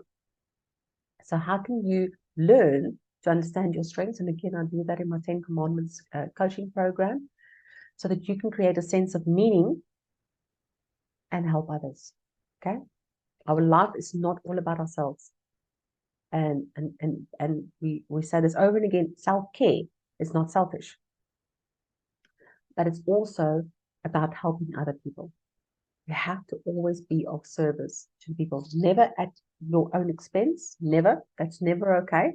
Because we often do give too much of ourselves that we end up burning out, that we have nothing left to give ourselves or our loved ones. So it's not about that, but we do need to try and find how can we create meaning in our life by helping others, using our strengths. Then you're happy. Okay, just follow those three models, and you'll be happy. Okay, this is the end of the program. I'm joking. Okay, so some of you might have heard of this. The PERMA model was developed by Dr. Martin Seligman. So he says these 5 things is what's important for your well-being. To have positive emotions, to have engagement with people, have positive relationships, have meaning, a sense of meaning, and a sense of accomplishment. Okay. So oftentimes we have, we've got positive emotions and we engage, we have positive relationship, and we provide meaning, but we never accomplish anything. Okay. So maybe there's one part short. How can you achieve that accomplishment? Or how can you create meaning? Or how can you engage? Or how can you have positive emotions with all this engagement and positive relationship and meaning and accomplishment? Okay, so make sure that all 5 of them are present. Okay. So how can you create your happiness plan? I want you to consider what makes you feel good and how to include them in your daily adventure. Okay, so life is an adventure. How can you create your happiness plan?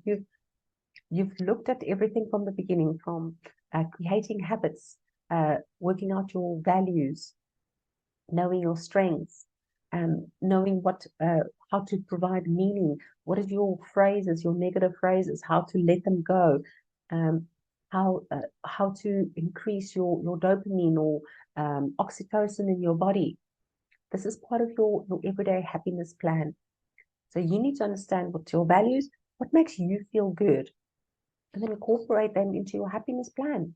And that life is an adventure. It honestly is an adventure. Every single day we're supposed to go out there and play. It's just there for us it's our playground. So how can we play more? Worry less, stress less, play more, be happy. And it's amazing when you, in this sense of joy and abundance, when more happiness and abundance come your way. This is probably one of my favorite frameworks. It's called the 3 P's of happiness, and it's to have peace, play, and purpose. So if we want to cultivate happiness, we need the 3 P's, and that will give us a richer, more joyful experience just by combining and balancing these 3 beautiful P's: peace, play, and purpose. So this is the one that we normally neglect.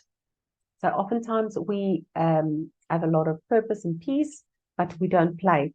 So if we break a 24-hour day into 8s, so 3 8s, you need 8 hours of play, 8 hours of peace, and 8 hours of purpose.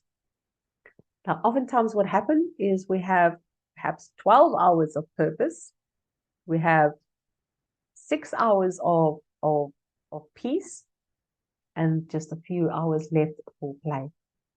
So how can you bring a little bit more balance? How can you bring more play into your purpose? How can you bring a little bit more play into your peace so that you can have this balance? So some examples of playing is dancing, laughing, playing games, having a hobby. How can you balance that out and have more of that? Do you even have a hobby? When last have you done any activities like what perhaps you used to play soccer or football, sorry. Or perhaps you used to join a knitting club or playing pool or whatever your hobbies were, playing cards. Do you still do any of them? Do you still play games? Or is that just for children? When last have you been out dancing? When last did you watch like a good comedy show where you can just belly laugh? Time to include some more play in your life. Purpose, most people have got this fully covered. If not, this I think it's quite an easy one to get into. It's finding your meaning. Okay, you can do voluntary work. Your actual work is normally your purpose. You can volunteer at shelters or at a food bank. You contribute to society. Perhaps you donate your clothes or donate your old stuff that you don't need, but they can use, but it's still good quality, or donate your time. You contribute to society, right? And you provide meaning. You provide a lot of meaning for the world around you. So how can you include more purpose in your life? Some easy ways to get more peace, obviously sleep. So if we take 8 hours, most people sleep for 8 hours. So you maybe you can squish that in a little bit more of just having half an hour of meditation, or half an hour of lying in the sun, or half an hour of having a hot bath, maybe reading while having a hot bath, or having a meditation while you're having a hot bath, or reading while you're lying in the sun, or meditating in the sun, to incorporate a little bit of balance.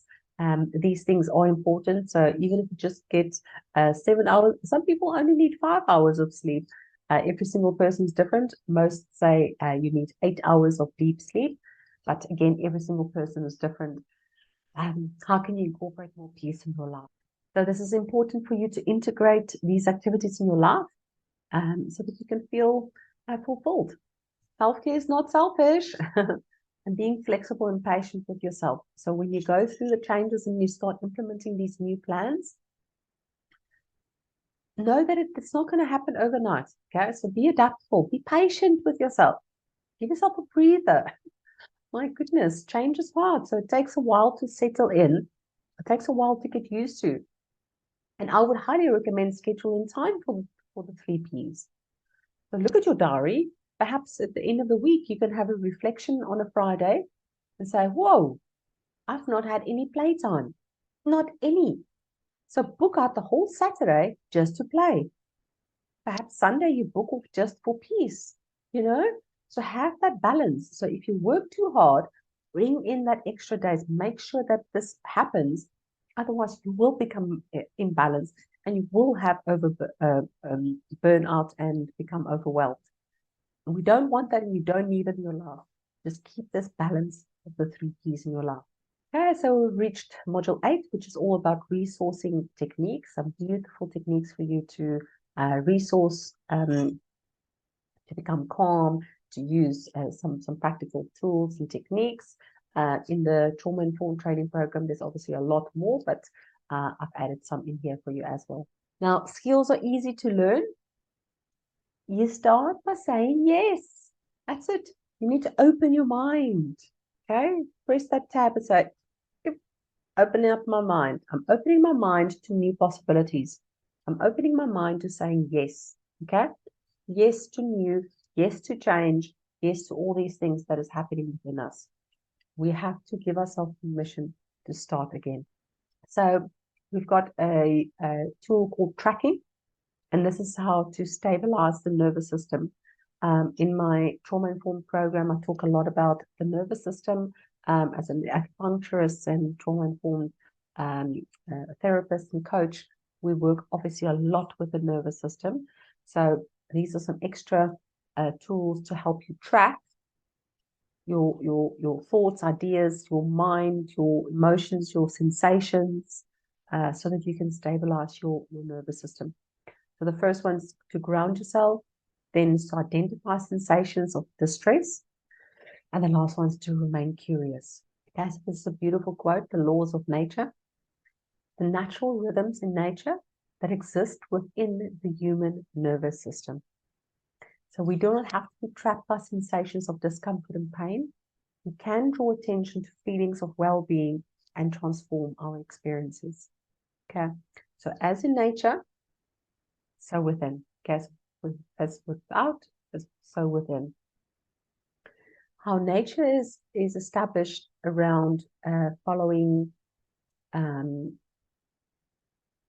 different seasons.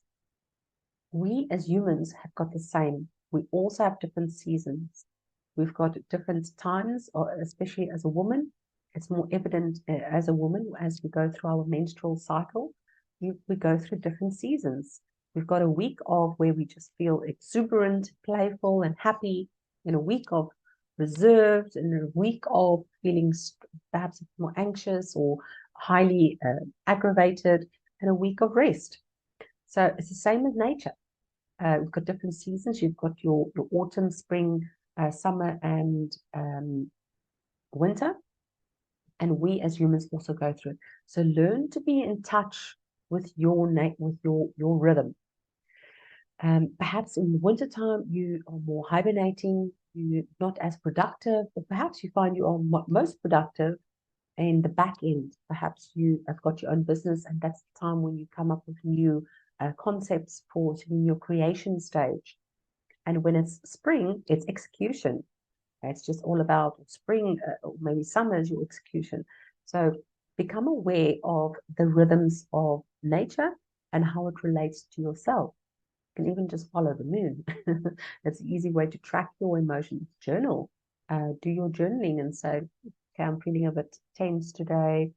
There's a full moon out. Or become aware of these cycles and be connected with nature. It's always grounding. That's how our forefathers have done it for millennia. Okay, we've been connected to nature, and that's how we operated, and that's how we stayed in a sense of flow. Okay, unfortunately, again, the difference between women and men is evident here.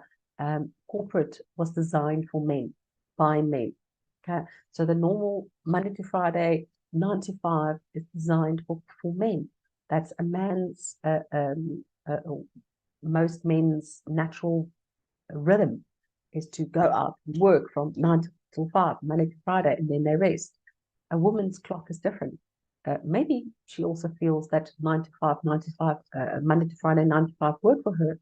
But perhaps she feels, oh, no, I can only do 9 till 12, and then I need a rest. Or then I need to go and look after the children, or then I need to go and paint. So as women, we are different. So we need to be in touch with ourselves and honor these changes and these rhythms. And again, we don't have to be trapped by sensations of discomfort and pain, okay? So we can draw attention to these feelings of positivity and well-being so that we can transform our experiences. Okay, so there's quite a bit of grounding techniques. And again, I did talk about it a lot in the Trauma Informed, but here's a few more reminders for you. When you ground yourself, your body just needs to touch something. It can be the chair, it can be the floor, it can be the wall, it can be outside in nature, which is always better. But this grounding should give you a feeling of safety and security. So when you've got your feet on the floor and you sit and you're conscious, okay, so I want you to become aware of where you're sitting, whether you're sitting on your bed, sitting on the couch or the chair, on the floor, or outside. Just become aware for a second of sitting on that space. Where does your legs touch? What's your arms doing? Where is it in relation to your legs? Is your feet touching the ground, the floor? Is it cold? Is it wet? Is it dry? Is it hard? Is it soft? I want you just to sink into that. Connect with that. Okay. So you can do it at any time when you feel a bit out of sorts. Just connect with wherever you are right here, right now. Just become aware. My feet are touching the floor. My legs are touching the chair. My hands are touching each other. Deep breath in and exhale. Okay. So our connection with Earth is essential for safety and building healthy relationships. Okay, so we're going to talk about sensations. Now, sensations in your is a physical experience in your body. Okay, so it originates in billions of receptors that is distributed to every part of your body. Isn't it crazy? We're just such amazing human beings. Our life experiences, our thoughts, our feelings, our values, all have corresponding sensations within the body. So every time you, in trauma, we talk about being triggered. This is a sensation, it's a life experience or thought or a feeling that pop up and it triggers us and reminds us of something that happened similarly and it sits in our bodies. So for us to become more aware, we need to have these sensations. And it's just a physical experience, okay? So it's not, sensations is, again, not a part of the body. Okay, so Paulus explains that body awareness can reduce impulsivity and promote emotional regulation and clearer thinking. Okay? So the interception and the insula, this is our ability to observe body sensations in response to how we think and move. Okay? Then the insula is the part of the brain that helps the body and the mind to communicate. So it connects the two.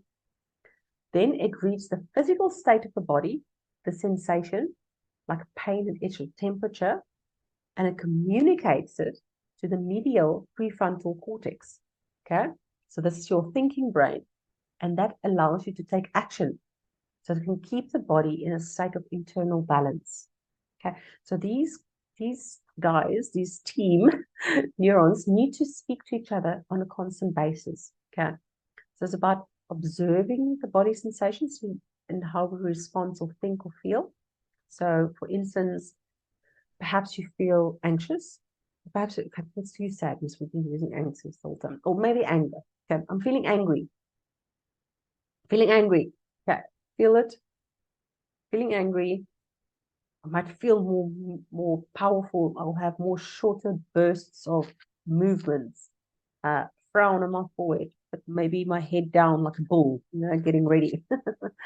Now, as that happens, as I feel the anger, I want you to sense in your body where it feels. Okay, observe the sensations. So perhaps perhaps there's like a warm fluttering in your pit of your stomach, like bursting out. Your shoulders might be clenched, your neck bent forward, your fists are you're probably making your fists, got a frown. So it definitely will feel warmer. So when you feel anger, it just gives you a rush of heat. Okay. Now this state will then communicate to the prefrontal cortex, your thinking brain, to take action. So when you are feeling angry, it's going to tell your brain to take action. So then you're going to like shout or hit the wall or say something mean or move, run. It's all about action. Okay, so that is to release it. So the minute you run after you've been angry, you let it go. Okay. So please, I'm not saying you need to enact on all your emotions and sensations. Please don't go and hit the wall or hit something or shout or scream. There's safe ways that we can do it, and I do talk a lot on it in their trauma informed program. But what I'm saying is I want you to become aware. So observe these sensations and how in relation to what happened. Okay. So And I want you to try, once you become aware of these emotions and sensations, I want you to try and find the origin, find the root cause of it. Okay, and I'm not speaking about trauma. I'm speaking about, for instance, sometimes you might feel that you've got like this, a bit of an uncomfortable feeling, but just all of a sudden, there's like a bit of an uncomfortable feeling in the pit of your stomach. You don't know where it comes from. So this is now your time to just take a deep breath. It literally takes a minute or two. Just observe the body and say, okay, yeah, I'm feeling a bit, my muscles in my stomach is cramping up a little bit. I'm feeling a bit unsettled. I'm feeling a bit like I want to crawl out of my skin. I'm feeling a bit anxious, like irritable. Now I want you to, this is the physical states. Okay, this is the sensations you're feeling from that thought or feeling. Now I want you to try and think what happened. Okay, oftentimes it's something silly like you forgot to send that email. So you knew you had to send the email, but you forgot. And something else that you've done briefly for a split second reminded you of it, but you couldn't put a thought, you couldn't connect that thought with you not sending that email. Okay. So it's just, it creates a sensation in your feeling of not good enough, of failing. You did something bad. Okay. But you don't know what, because you didn't do anything bad. So once you start analyzing, you become aware of the sensation, you're like, oh, yeah, I didn't send that email. I was meant to send that email and this was quite important. Yeah, so that's why I felt now you can breathe. It made that connection. Now what you can do, you can take the action. Let me get the computer, let me send that email. Once you send the email, it's like, oh, okay, it's gone. There's the balance again. It's been restored. Okay, so this is the purpose of this exercise. I want you to just pause for a second and try and connect with your body and see what is happening, if there's perhaps something that is triggering a certain response in your body. This comes to the point of curiosity. You become attention, you pay attention to what's happening inside your body. You start noticing, is it pleasant, unpleasant, is it neutral? And then you stay with the sensations that are pleasant or neutral. And then be curious, what do you notice in the inside? Where do you feel the sensation in your body? That's all about the somatic trauma release that we do. How do you feel the sensation? Okay. So a good way to do that. I love this. I've never thought of it before until I studied all these different methods. And it makes sense, you know, if we can find better words to describe what we feel, instead of just saying, I feel anxious, can you perhaps say, I feel worried about not submitting that email? It's not just anxious, there's something specific. I'm worried that I am going to, and that can lead to why. You're going to ask yourself why you're worried that you didn't submit the email. I'm worried that I'm going to lose my job. I'm worried that someone's going to think poorly of me. I'm worried that someone's going to think that I'm not enough, that I'm not good enough. Okay, so it's all these little backstories that is at the front, and we just give it one word: we're anxious, we're depressed, we're sad, or angry. But it's got deeper meaning to it, and we need to try and find the origin of that. Okay, so try and find your sensory vocabulary, identifying a personal resource, and then noticing the sensation. Now, a resource can be literally anything. It can be a person, a place, a thing, memory, a part of yourself, makes you feel calm, pleasant, peaceful, strong, and resilient. Or it can be imagined. It doesn't have to be real. It can be internal or it can be external. It doesn't matter. As long as it's your resource and it makes you feel better. Okay, so here's some sensation words. It's pain, it's intense, it's medium, it's mild, it's throbbing, stabbing. So I want you to identify these emotions that is in your stomach or in your shoulders. It's up, it's down, it's fast. My heart's beating fast, or it's slow. Little flutters. My temperature feels warm. I feel intense. There's a throbbing in my leg. It's painful. Okay? So this is now identifying your personal resource, and there's a fantastic tool that you can use, and you can literally use this as many times as you need to, okay? So I want you just to, for a second, just close your eyes, and I want you to think of something that makes you feel calm, safe, or happy, okay? So just nice deep belly breaths in, take nice deep belly breath in. Do that breathing exercise, double the count. So breathe in for 4, exhale to the count of 8.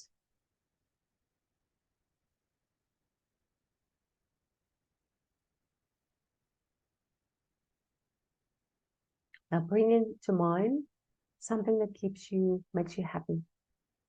Perhaps it's a thing or a place or a person, or they make you feel calm. Perhaps it's your favorite place on the beach or favorite memory. Perhaps it's an imaginary place in your imagination that you go to. Doesn't matter. Just bring that in. And I want you to feel your heart open up as you bring this emotion to mind. Because I want you now to think that you visualize yourself with this person or at this place, whatever your resource is. Maybe your nan, perhaps it's your mum or your daughter or loved one, favorite place. Okay. Now I want you to just put your hand at the back of your neck. If you would hold the baby's head. Just hold your head like that. Think of your happy memory or calm memory. I want you to put your hand on your heart, the other hand. Just breathe in that sense of calm, that sense of peace, that sense of joy. Breathe it in as you hold yourself.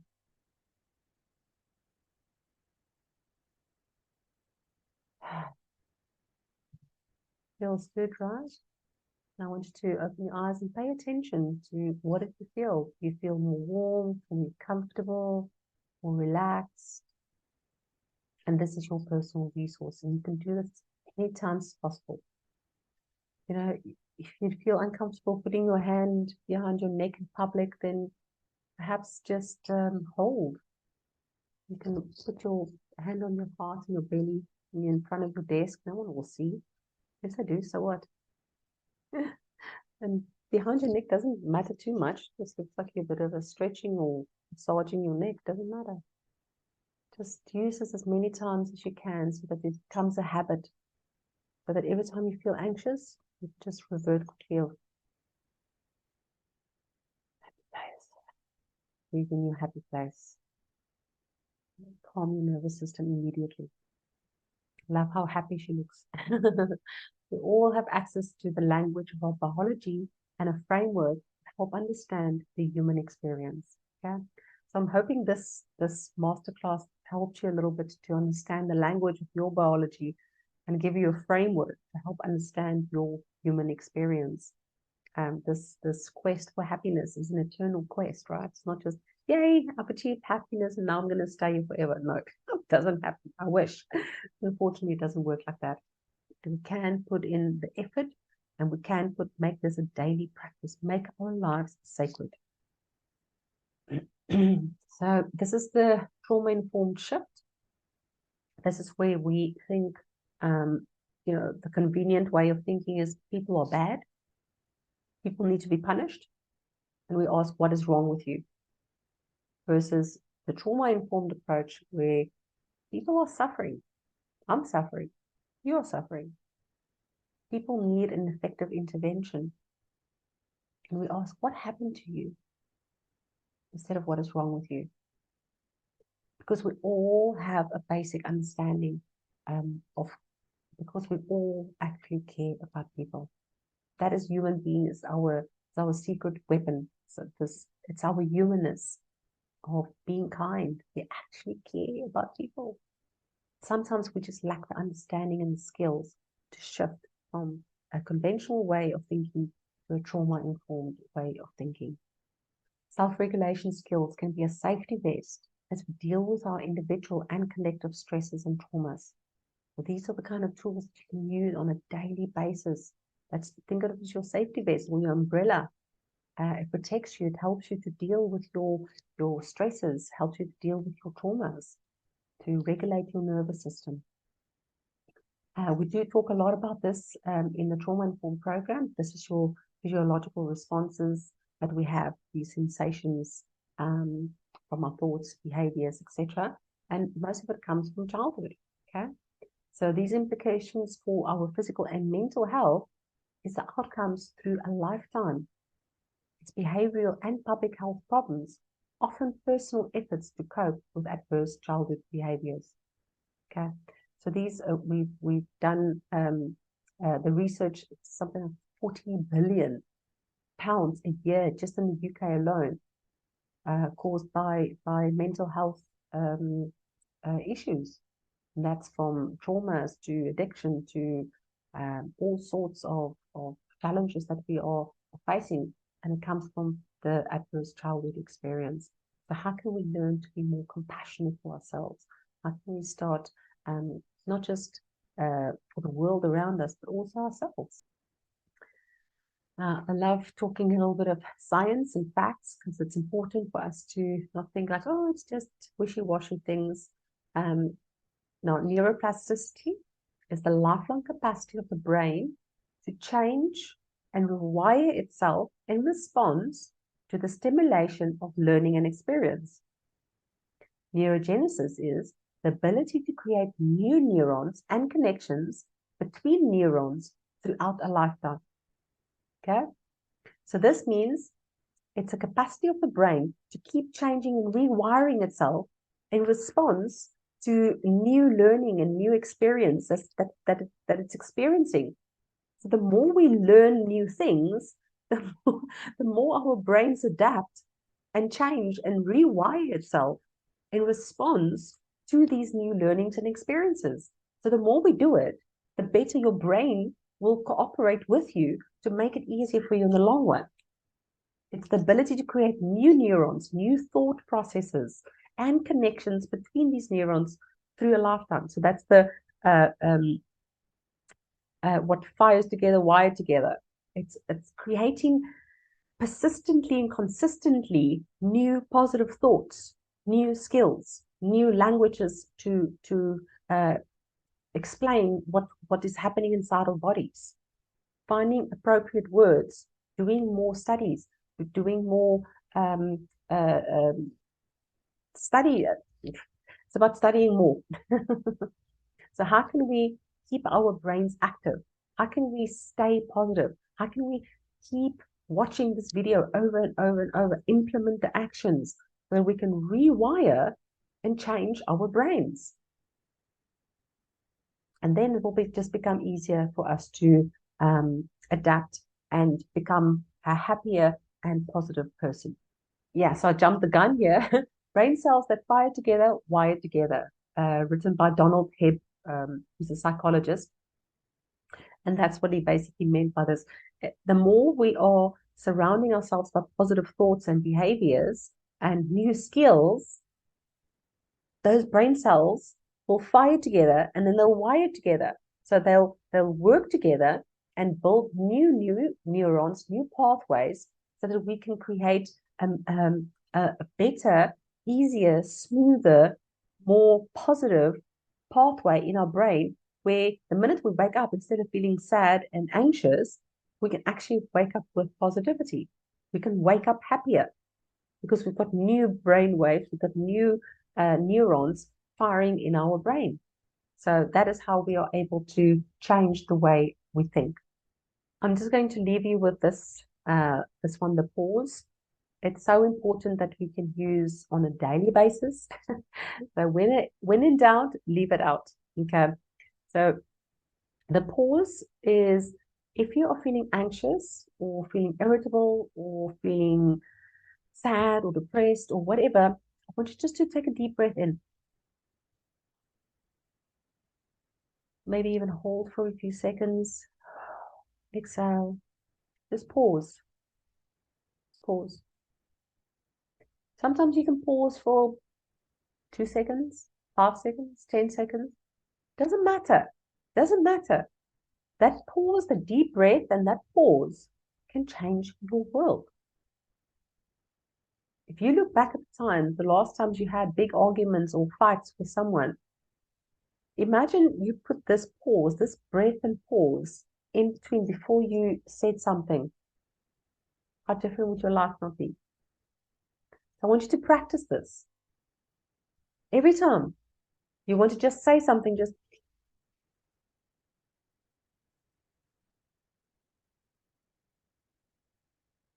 you can still be in the present moment. You can shake your head, you can smile, you can laugh, you can swallow, drink a glass of water. Doesn't matter. Just pause. Just use this pause wherever you can for as many times as you can until you learn to rewire your brain. Okay, this is one simple example to rewire your brain. So every time, instead of just reacting to the world around you, deep breath, pause, smile, and then see if you still want to respond. Oftentimes you might even find you actually don't even want to respond. The moment has passed. It's beautiful. It's within our power. That's what we have.